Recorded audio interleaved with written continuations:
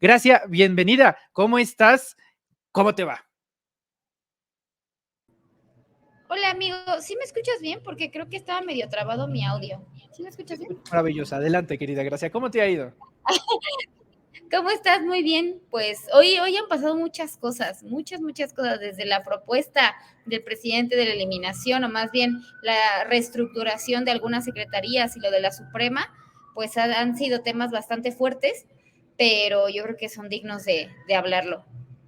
Pues vamos directamente a hablarlos. Iniciemos con la desaparición de los organismos. Los opositores están planteando, Gracia, que López Obrador está desahuciando el Estado mexicano, no el gobierno, el Estado mexicano, y está eliminando instituciones autónomas a diestra y siniestra porque él quiere ocultar información, no quiere que haya transparencia, quiere que todo se mantenga en lo oscurito. Eso es lo que dice la oposición. Ahora, esto es cierto, esto es mentira, obviamente, desde luego. ¿Qué es lo que tú ves en estas iniciativas del presidente López Obrador para eliminar organismos?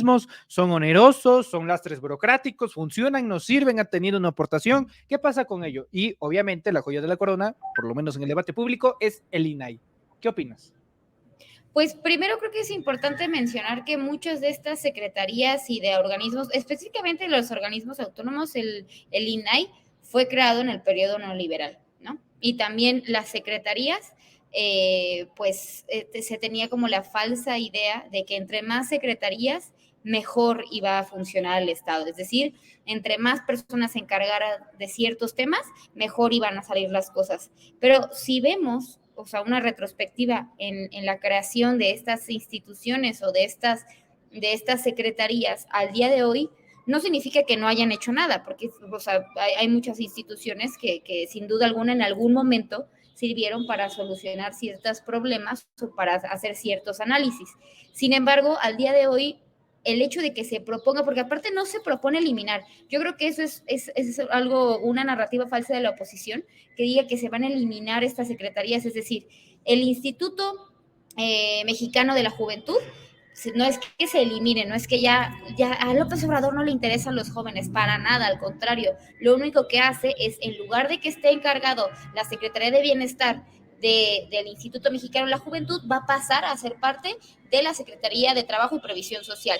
Y sí, hay algunas facultades que se le recortan, pero administrativamente, ¿para qué? Para ahorrar, porque lo que ha hecho el Estado mexicano en el periodo del presidente Andrés Manuel López Obrador es ahorrar. ¿Para qué? Para las pensiones de adultos mayores, para las personas con discapacidad, para los programas sociales esenciales que han servido en estos últimos años para la vida pública del país. Entonces, si se van a suprimir ciertas facultades administrativas para pasarlas a otras, ¿cuál sería el problema? Correcto, Gracia. Ay, En no ese sé si... sentido, sí, correcto, gracias. En ese sentido, me gustaría preguntarte también si de alguna manera sientes que este puede ser un buen gancho para la oposición de decir es que este gobierno busca ocultar la información, concretamente por las recientes pues, investigaciones hackers de Guacamaya Leaks que han destapado información del ejército mexicano. Bueno, tú como abogada, quiero que me digas si, y también como estudiosa del tema, si ha habido alguna aportación importante por parte del INAI, del Instituto Nacional de Acceso a la Información, por parte de alguno de estos institutos, algo que hayan hecho de trascendencia en la última década, en el último lustro, en el último año, para que se conserven, que es el gran argumento de los opositores en este momento. ¿Han hecho algo de trascendencia estas instituciones como para conservarlas y también seguir financiándolas? Pues yo no creo que sea que no hayan hecho nada, porque sí han hecho. O sea, en el caso del Instituto Nacional de Transparencia, se han dedicado en algún momento a brindar información a periodistas que colaboraron con temas importantes como la Casa Blanca, la estafa maestra, etcétera, ¿no? Pero eso no significa que por eso ya se tenga que quedar. O sea, eso no significa que por eso sea la institución madre o sea la mejor institución de todas, ¿no? Yo creo que más bien aquí las facultades que en algún momento pudo tener administrativamente el Instituto Nacional de Transparencia lo puede tener la Secretaría de Función Pública, porque bien lo decía el presidente en su mañanera o en todas las mañaneras, las últimas mañaneras, que cada institución tiene su contraloría, y es decir, más bien lo que se tendría que hacer es modificar las leyes secundarias de esas instituciones y los reglamentos para que exista la transparencia dentro de esos de esos departamentos, de esas instituciones, para que cualquier persona pueda llegar a la Contraloría y pedir una solicitud de transparencia. No tiene que haber únicamente un instituto encargado de eso, que yo creo que eso es lo más importante, ¿no? Porque no significa que ya con eso vaya a terminar la transparencia, ya con eso, porque también hay que decirlo, muchas veces la transparencia ha servido a modo, y sobre todo en estos últimos años la transparencia se ha usado a modo para que, o sea, hasta inclusive para, yo me imagino cuántas veces han de pedir periodistas de oposición o gente de oposición la tesis del presidente cuando la tesis está perfectamente en la biblioteca de la UNAM. Entonces, siento que hay ciertas cosas que se han estado usando para decir que el presidente no está a favor de la transparencia, y que inclusive ahorita también con el no eliminar, pero sí sustraerle algunas facultades administrativas del Sistema Nacional Anticorrupción, ahora lo que van a querer decir es que el presidente no quiere combatir la corrupción, cuando sabemos que el Sistema Nacional Anticorrupción lleva años, tanto a nivel federal como a nivel local en muchos estados, acéfalo, es decir, no hace absolutamente nada porque están detenidas sus facultades. Correcto. Gracias. ¿Tu opinión acerca de estos sucesos de última hora en torno a la Suprema Corte de Justicia de la Nación? ¿Se ha eliminado por completo la posibilidad de que la Guardia Nacional pueda anexarse, pueda transferir su mando a la Secretaría de la Defensa Nacional? Con la argumentación, ellos argumentan los ministros, que la Guardia Nacional tiene que tener un mando civil. Bueno, a pesar de que el presidente de la República, el comandante supremo de las Fuerzas Armadas, es un civil y que siempre iba a estar bajo la rectoría de un civil, a menos de que llegase un presidente militar, obviamente ahí sí hay otro escenario, pero no hay un presidente militar en México desde 1946 con Manuel Ávila Camacho, el último general poblano que gobernó este país y el último presidente militar. Entonces, ¿qué opinas de esto? Fueron 8 ministros, yo tenía entendido de que no se iba a declarar inconstitucional, que se tenían los votos suficientes, que hubo traidores, que hubo ministros y ministras que a la última hora se voltearon, focos rojos, afrenta de la Suprema Corte contra Palacio Nacional. ¿Cuál es tu lectura de esta situación? Pues yo creo que, bueno, primero a mí me sorprendió mucho, igual que a ti y a muchas personas, nos sorprendió mucho que se haya declarado inconstitucional, cuando también, o sea, son reformas que primero fueron hace tiempo, que viene a partir del 2019 con una inconstitucionalidad que también la hablaron, pero que ahora yo tengo entendido, porque también no he investigado mucho el caso, eso sí, te daría la información incorrecta, pero ya estoy investigando más, y también lo que el jueves se va a votar es, o sea, no es nada más el hecho de la inconstitucionalidad del mando civil, sino que también se van a votar las leyes secundarias que de la Constitución derivan. Entonces, a partir de esas leyes secundarias, también, o sea, no es únicamente lo administrativo, sino también las facultades de la Guardia Nacional que tiene para salvaguardar a la seguridad pública, ¿no? Que también está en la Constitución. Es decir, eso está un poco raro, y yo creo que ahí es cuando les pediría a todas las personas estar pendientes de qué es lo que sucede, porque esta discusión no ha terminado. El jueves todavía van a tener una discusión más y más específica sobre, a partir de la inconstitucionalidad de lo que se votó hoy, van a discutir ciertas leyes, y entre ellas sí se va a volver a tocar el tema de que se tocó en 2019 con la inconstitucionalidad del, de las fuerzas militares para tareas de seguridad pública. Entonces, yo creo que ahí sí es muy importante estar pendientes, porque no es una cuestión únicamente administrativa, es una cuestión también de las facultades que tiene la Guardia Nacional para salvaguardar la seguridad pública. Entonces, yo sí creo que es un tema muy delicado, porque ya se habló, o sea, ya se habló en 2019, ellos ya emitieron sus votos, y que se vuelva a tocar el tema también es para la Suprema Corte y evidentemente pues para el pueblo de México. Correcto, gracias.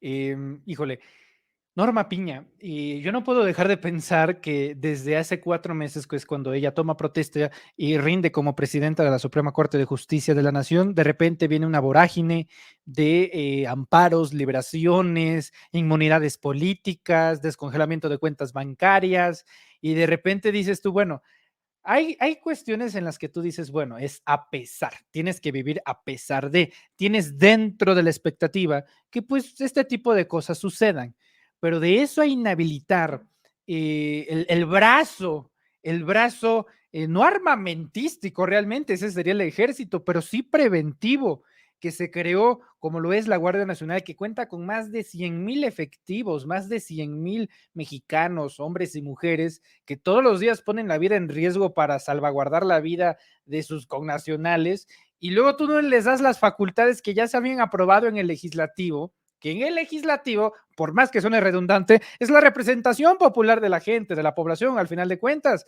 Si tú como ministro votas eso en contra, pues es ir en contra de la voluntad popular. Es un claro conflicto, ya ni siquiera diplomático, de lógica y de sentido común. Por eso yo veo tanto enojo, tanta frustración en el chat, en las redes sociales, porque los mexicanos han tomado esta iniciativa como suya. Ya no es una cuestión de iniciativa presidencial, sino de una iniciativa popular, gracias, ante la ola de violencia que vive el país.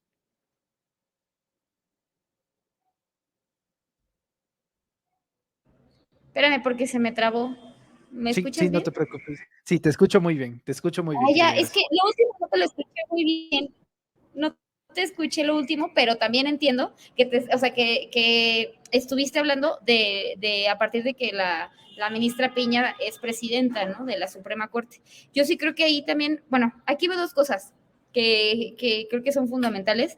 Lo primero es que la gente ya está, o sea, ahorita yo veo un sinfín de comentarios que ya saben lo que hace la Suprema Corte y antes nadie lo sabía. O sea, yo como abogada estudiar eso y entender cómo funcionan las leyes y entender cómo los jueces, magistrados y ministros votan a favor o en contra, y es que realmente sí se está visibilizando que hay un poder judicial corrupto. ¿Con qué? No únicamente con la llegada de la ministra Norma, ¿no? Porque a mí, por ejemplo, en algún momento me dio un gusto terrible, un gusto enorme, porque dije, bueno, es la primera ministra presidenta, ¿no? Pero sabemos que no únicamente basta con eso, sino que realmente haga su trabajo por el bien del pueblo, ¿no? Como lo hizo Saldívar cuando fue presidente de la Suprema Corte, y que también podemos discernir con muchas cosas con Saldívar. Sin embargo, lo que hizo en su mandato fue decir por el bien de todos, primero los pobres, y no o sea, no por estar con el presidente, porque también eso es bien importante. Que voy a lo segundo. Muchas personas, la gente de la oposición, sociedad civil sobre todo, ha dicho que el presidente es autoritario, han dicho que no existe el orden constitucional, que el presidente es fascista, ya sabes, todas esas cosas que dicen, pero con esto que pasó hoy, estás hablando de la segunda vez en la historia del país, que no, la cuarta vez en la historia del país que la Suprema Corte invalida normas constitucionales creadas por el presidente de la República. Y eso nos dice dos cosas. Primero, que no hay ningún autoritarismo, porque si fuera así, la Suprema Corte no hubiera votado en este día y no pueden decir absolutamente nada de eso.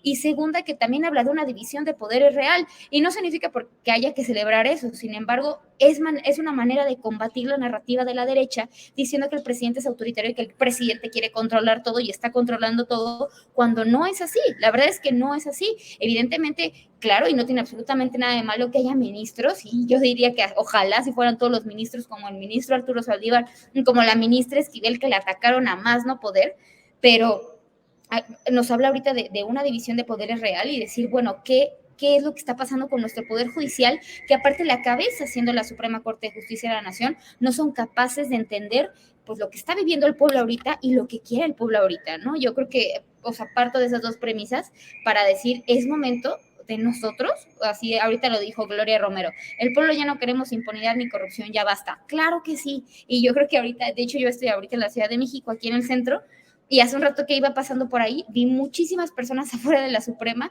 y gente que se estaba manifestando en contra, ¿no? Y también he visto muchas pancartas y todo en contra, no tanto de justo de como mujer ministra Piña, sino de lo que representa y de lo que ha sucedido a partir de que ella asume la presidencia, y que creo que ahorita cada vez es más importante que estemos informados sobre lo que quiere hacer la Suprema, porque sí, ya nada más para terminar, falta un año y medio para que termine el presidente, pero necesitamos que el presidente termine, o sea, sabemos que ahorita sí tiene muchísima aprobación, pero necesitamos que termine su mandato con las mejores propuestas de reformas posibles, y entre ellas que termine el sexenio con una mejor seguridad pública que como la está teniendo ahorita con la Guardia Nacional.